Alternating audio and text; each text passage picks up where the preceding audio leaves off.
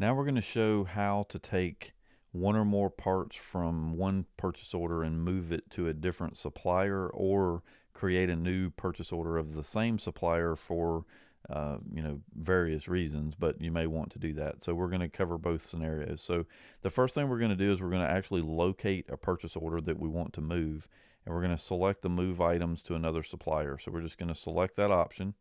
The very first thing you need to do before you start selecting parts is you need to actually select the supplier that you want to move the items to. So all we're going to do in this case, we're going to move it to another Parts Unlimited order so you can see how to break those apart. But you can just as easily select a completely different supplier and move the parts that you want to order from that supplier over to the other purchase order. So what we're going to do here is we're going to go ahead down here and select Parts Unlimited.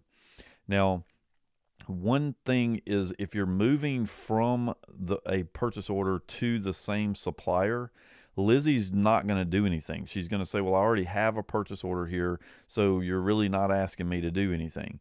However, if I really do want her to create a brand new purchase order with whatever parts we select, all I have to do is select this additional option here to tell it to place the items that I select on a brand new purchase order, and it will override that default action and create us a new Parts Unlimited purchase order. So we'll basically end up with two purchase orders in the system that are open for Parts Unlimited.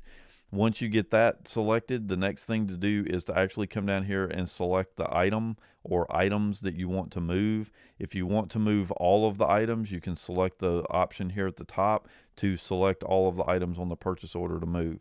So once you have all of those things filled out, you're just going to select the save button, and then Lizzie will give you a warning that this is what she's about to do. And then when we select the OK button, she'll take you to the new purchase order with whatever parts you had selected, and you'll notice that it is for the vendor or the supplier that you had actually selected to move the parts to.